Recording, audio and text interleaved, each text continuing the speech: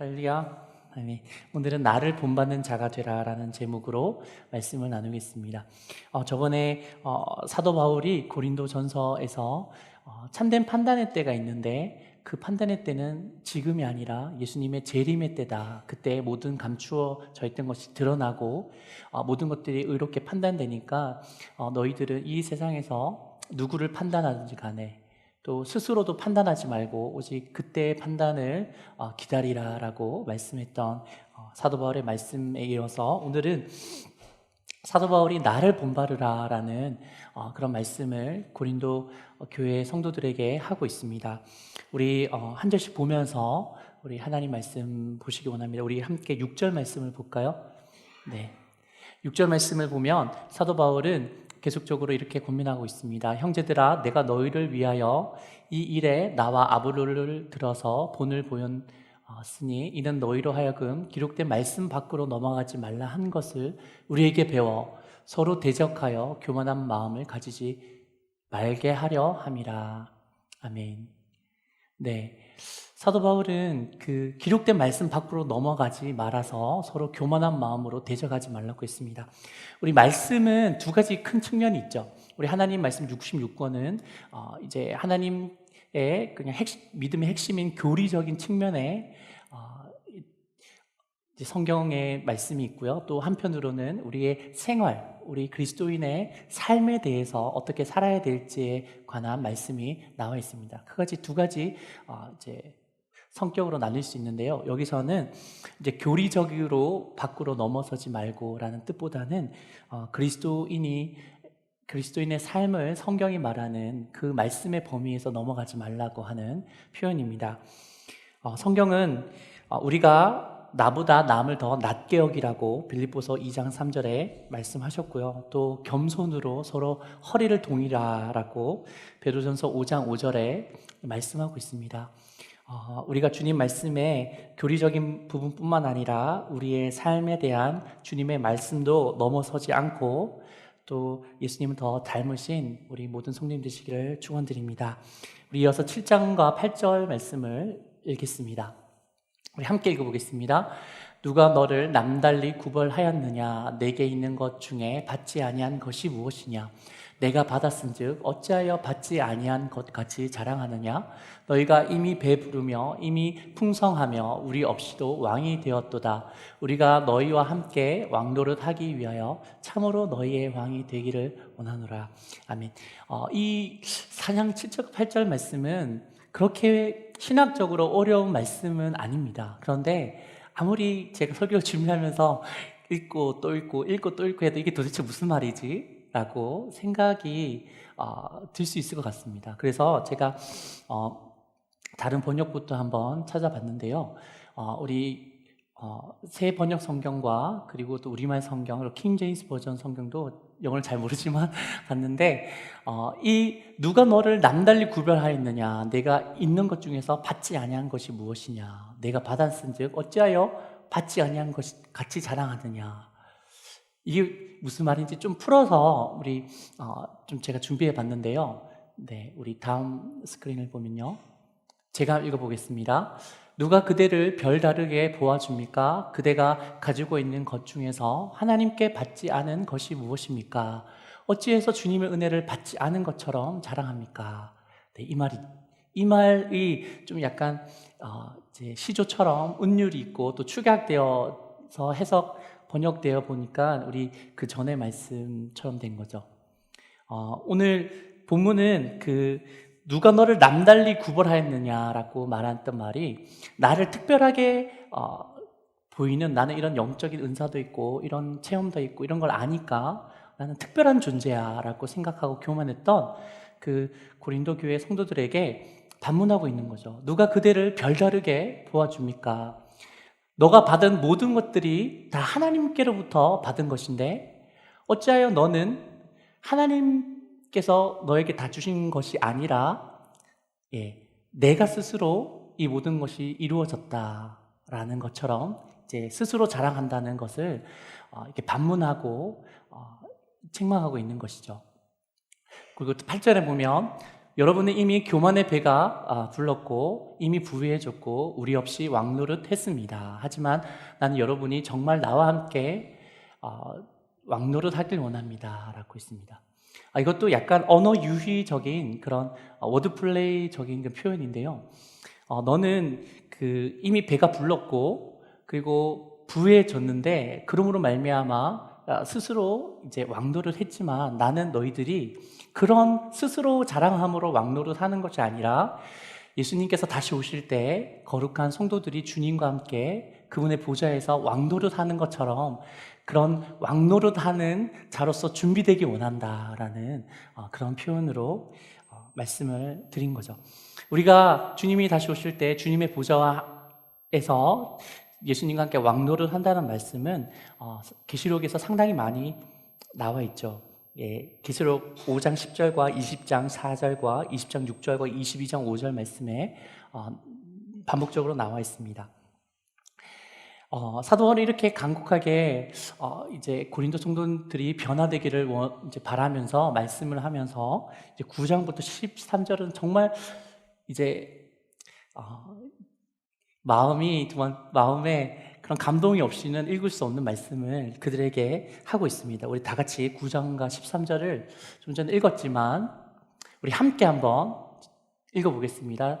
내가 생각하건대 하나님이 사도인 우리를 죽이려고 작정된 자 같이 끄트머리게 두셨음에 우리는 세계 곧 천사와 사람들에게 구경거리가 되었도다. 우리는 그리스도 어리석으나 너희는 그리스도 안에서 지혜롭고 우리는 약하나 너희는 강하고 너희는 존귀하나 우리는 비천하여 바로 이 시각까지 우리가 줄이고 목마르며 헐벗고 매맞으며 정처가 없고 또 수고하여 친히 손으로 일을 하며 모욕을 당한 즉 축복하고 박해를 받은 즉 참고 비방을 받은 즉 권면하니 우리가 지금까지 세상의 더러운 것과 만물의 찌꺼기같이 되었도다. 아멘. 네, 사도 바울이 그 고린도 교회에 선교를 할 때 본인뿐만 아니라 주님의 부름받은 사도들의 모습을 이렇게 표현하고 있습니다. 우리나라도 1900 예전에 목회자들이 이런 모습이 많았죠.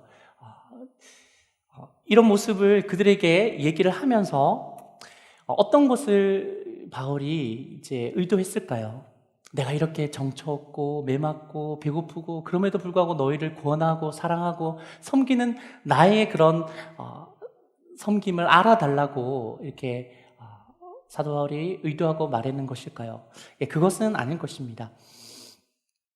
우리가 예를 들어서 제가 설명 하나를 드리면요, 그 새벽 시장을 하는 그 부모님, 또 새벽에 물건을 떼와서 또 밤늦게까지 일하시는 그분이 이제 새벽에 아침 일찍 일어나서 해가 뜨기 전에 새벽장 준비를 하고 이제 아침을 이제 아이들 학교 보내려고 합니다. 그래서 밥을 먹이고 깨우고 하는데 애들은 일하기 싫다라고 막 투정 부리고 밥 먹을 때도 이제 반찬이 이게 뭐냐고 막 이렇게 투정하고 이렇게 반문합니다. 그때 아버지가 엄마 아빠는 너희들을 위해서 잠도 잘 못 자면서 해 뜨기 전부터 시장에서 일하고 지금 이렇게 너희를 이렇게 밥 차리고 다시 시장에 가서 일해야 되는데 그런데 너희는 이런 투정과 짜증이 웬 말이냐라고 말할 수 있겠죠. 근데 그 아버지의 마음이 어떠한 마음일까요? 내가 너희들 때문에 이렇게 고생하니까 너희들 아빠 알아줘야지 라는 마음보다는 아버지가 이렇게 고생하는 것들을 들려줌으로써 그들이 깨달아서 더 성숙한 인격의 바른 삶을 살아가는 자녀가 되기를 그런 원하는 마음으로 아버지가 이런 얘기를 했듯이 사도 바울도 이런 말씀을 했는 것이죠. 우리 이런 내용들을 그 다음 장인 14절과 15절을 볼 때 알 수 있습니다. 네, 제가 읽겠습니다. 내가 너희를 부끄럽게 하려고 이것을 쓰는 것이 아니라 오직 너희를 내 사랑하는 자녀같이 권하려 하는 것이라. 그리스도 안에서 1만 스승이 있으되 아버지는 많지 아니하니 그리스도 예수 안에서 내가 복음으로 너희를 낳았습니다. 아멘.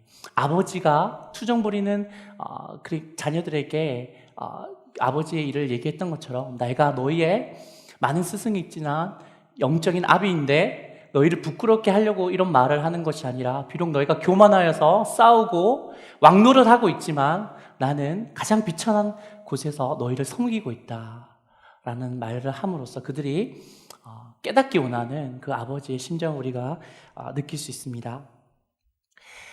바울은 이 말씀을 하고 이제 매우 유명한 이제 말씀을 하죠. 말씀을 하는데 우리 바울이 오늘 그 제목이 되는 그 말씀을 다음 절에서 합니다. 우리 함께 다음 절을 읽어보겠습니다. 16절을 읽겠습니다. 우리 함께 읽겠습니다. 그러므로 내가 너에게 고나노니 너희는 나를 본받는 자가 되라. 아멘. 사도 바울은 내가 너에게 고나노니 너희도 이런 나를 본받는 자가 되라라고 말하고 있습니다. 사울이 자기 자신을 본받아라라고 자기가 선교한 그 교회 공동체 성도들에게 말하는 부분은 많습니다. 데살로니가 전서 1장 6절과 후서 3장 9절과 또 3장 7절 빌립보서 또 디모데 후서에도 또 사도행전에서도 사도 바울이 나를 닮아라라고 얘기하고 있습니다. 여러분, 여러분의 주위에 있는 분들이 여러분의 신앙을 닮기 원하십니까? 아멘. 여러분, 그렇게 자신 있게 말할 수 있는 그런 주님의 귀한 백성 되시기를 다시 한번 간절히 소망드립니다. 사도 바울이 왜 자기를 닮아라고 했을까요? 이런 자기가 궁핍하고 어렵고 핍박당하는 상황들을 얘기하면서 사도 바울의 무엇을 닮아야 할까요? 많이 있지만 오늘은 두 가지를 보기 원합니다. 우리 고린도 후서 4장 18절을 한번 보기 원합니다. 우리 함께 읽겠습니다. 우리가 주목하는 것은 보이는 것이 아니요 보이지 않는 것이니 보이는 것은 잠깐이요 보이지 않는 것은 영원함이라. 아멘. 사도 바울은 말할 수 없는 그런 곤핍함과 매맞음과 헐벗음과 파선의 위협과 그리고 자기가 정말 생명을 다해서 개척했던 그런 성도들이 나중에는 자기를 이제 배반하고 자기가 같이 여기 오지 않기 원하는 그런 상황 가운데서 눈에 보이는 것만 바라보면 소망을 가질 수 없지만 내가 바라보는 것은 주목하는 것은 보이는 것이 아니요 보이지 않는 것이니 보이는 것은 잠깐이요 보이지 않는 것은 영원함이라. 내가 눈에 보이는 이 현실과 어떤 것들을 내가 바라보는 것이 아니라 보이지 않는 영원한 하나님의 나라를 내가 바라보고 그렇게 내가 믿음으로 살고 있으니 너희도 이런 나를 본받으라라고 사도 바울은 말하고 있는 것이죠. 두 번째로는 우리 디모데후서 2장 20절과 21절을 한번 보겠습니다. 네, 우리 함께 한번 읽겠습니다. 큰 집에는 금 그릇과 은 그릇뿐 아니라 나무 그릇과 질 그릇도 있어 귀하게 쓰는 것도 있고 천하게 쓰는 것도 있나니 그러므로 누구든지 이런 것에서 자기를 깨끗하게 하면 귀히 쓰는 그릇이 되어 거룩하고 주인의 신에 합당하며 모든 선한 일에 준비함이 되리라. 아멘.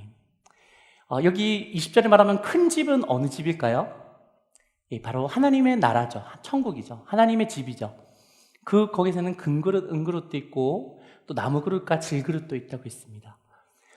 가정에서 모든 그릇이 깨끗하게 설거지가 되고 있다면 다 깨끗한 그릇이라고 하면 여러분은 어떤 그릇이 되고 싶습니까? 우리 옆 사람에게 네, 한번 물어볼까요? 당신은 어떤 그릇이 되고 싶습니까? 한번 물어보겠습니다. 시작. 당신은 어떤 그릇이 되고 싶습니까? 네. 여기서 우리가 볼 때 우리가 그냥 골똘히 생각하지 아니하고 보면 나는 될 수 있으면 금그릇이 돼야지, 은그릇이 돼야지 라고 이제 생각하시는 우리 성도님이 많으실 것 같습니다. 그런데 우리 고린도후서 4장 7절 말씀을 보면요, 놀랍게도 사도 바울은 이렇게 말하고 있습니다. 네, 제가 읽겠습니다. 우리가 이 보배를 질그릇에 가졌으니 이는 심히 큰 능력은 하나님께 있고 우리에게 있지 아니함을 알게 하려 함이라. 아멘. 사도 바울은 이게 금그릇, 은그릇, 나무그릇, 질그릇이라고 표현을 했는데 여기서는 본인이 질그릇이라고 얘기를 했죠. 우리가 집안에서 가장 귀한 그릇은 어디에 놔두죠? 집안에서 잘 닦아서 찬장에 잘 모셔두죠. 근데 1년에 몇 번 꺼냅니까? 그 가장 비싼 외국에서 산 그 커피잔은. 네. 가장 귀한 손님이 올 때 1년에 이제 한두 번밖에 이제 내지 않을 겁니다. 하지만 우리가 편히 쓰는 그릇, 뭐 양은 그릇도 되고 가장 우리 그릇 중에서 귀하지 않은 그릇은 주로 어디에 쓰죠? 밥그릇에 쓰죠. 네, 밥그릇 물그릇에 씁니다. 그 그릇은 언제 쓰죠? 매일매일 쓰는 것이죠. 아침, 점심, 저녁, 그리고 매일매일 쓰는 것입니다. 사도 바울은 본인이 질그릇이라고 얘기하는 표현이 물론 이 주님께서 주신 내가 담은 그 놀라운 은혜가 나의 이 삶에 비해서 비교를 하다면 그것은 보배고 나는 질그릇이다라고 표현할 수도 있지만 사도 바울은 내가 어떠한 핍박을 당하든지 어떠한 상태에 있든지 어떠한 컨디션에 있든지 내가 어느 상황에 처할지라도 주님께서 편하게 아무 때나 쓰기 원하는 그릇이 되기 원했던 사도 바울의 마음을 우리가 알 수 있습니다. 어떤 분들은 핍박을 당하고 어려움이 오면 한 1, 2년 쉬는 분이 있어요. 1, 2년 쉬고 그 사역을 쉬는 게 아니라 교회도 쉬는 그런 분이 있을 수 있습니다. 그런 분들은 주님께서 어떻게 그런 사람들을 대하겠죠?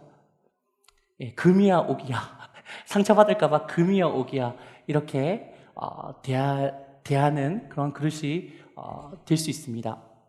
하지만 그 사도 바울은 사도행전에 보면 자기가 돌에 맞아서 이제 완전히 거의 죽은 것 같이 되는 상황에서도 주위의 그리스도인들이 어떻게 사도 바울이 죽었나 안 죽었나 봤을 때 일어났습니다. 하나님 은혜로 일어나고 바로 선교에 가는 모습을 우리가 볼 수 있습니다. 할렐루야. 여러분도 바울의 이런 모습을 본받기 원합니다. 저도 본받기 원합니다. 여러분이 어떤 상황에 있든 부하든 가난하든 핍박을 받든 상처를 받든 아니면 너무나 좋은 사람들과 함께 행복한 신앙생활을 하든 주님께서 어느 순간에도 편하게 쓸 수 있는 질그릇이 되기를 예수님의 이름으로 축원드립니다. 사도 바울은 고린도 성도에게 두 가지를 본받으라고 했습니다.